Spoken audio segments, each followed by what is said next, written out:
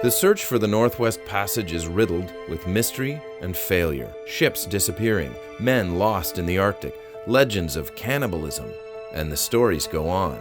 After centuries of failure and disaster, many thought the idea of sailing the passage was impossible. But one explorer, a Norwegian by the name of Roald Amundsen, realized the problem wasn't the passage, but the methods being used to try to conquer it. European explorers at the time believed their own technology and methods were superior to anyone else's.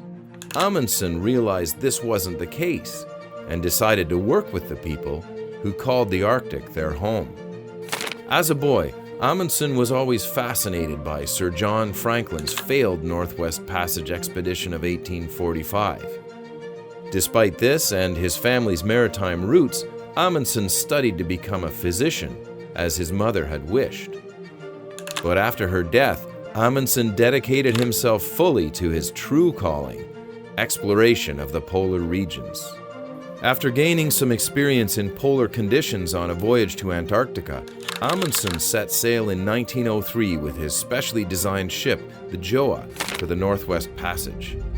Originally, Amundsen said his goal was to find out if the magnetic North Pole had moved since 1831, when it was first discovered.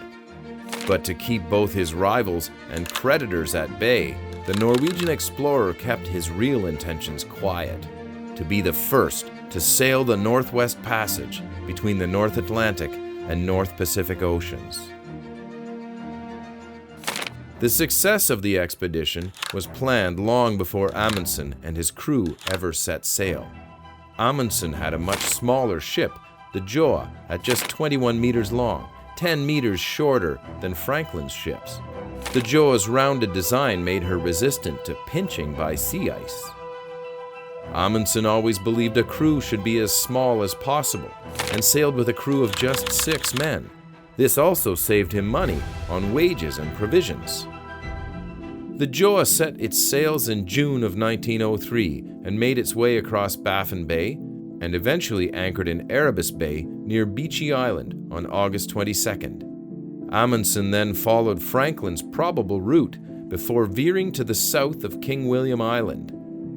There he anchored in the perfect little harbor that would soon be known as Gjoahavn. For the next 2 years, this area would become home to the expedition. While there, Amundsen and his crew studied the magnetic North Pole. By the end of October, they had met a small group of Inuit who had approached the harbor. Soon an Inuit camp was established nearby. Recognizing their superior skills and knowledge of the polar environment, Amundsen worked hard to establish a relationship with the Netsilik Inuit. Amundsen and his crew tried to learn their language, Inuktitut. They traded knives, matches, tools, needles, and food. In exchange, the Netsilik taught Amundsen and his men how to make igloos, work sled dogs, and dress for the cold weather. The groups would often work together on hunting trips, and they frequently visited each other's camps. The 2 years Amundsen and his men spent at Gjoahavn with the Netsilik, learning and practicing their polar skills, gave Amundsen and his men the edge in polar exploration. On August 13, 1905, Amundsen and his crew left Gjoahavn, sailed through Simpson Strait, and reached Cambridge Bay 4 days later. They had completed the missing link of the Northwest Passage. Amundsen and his crew had finally found the sea route from the Atlantic to the Pacific through the Canadian Arctic archipelago. Later, Amundsen would write, "The Northwest Passage was done.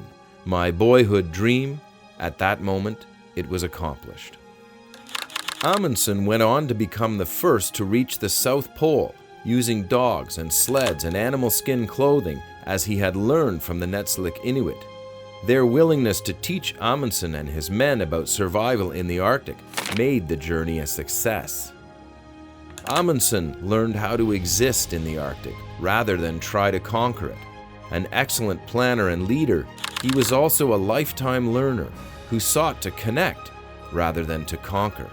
His respect for his Inuit comrades and the lessons learned from them helped make Amundsen the greatest polar explorer of them all.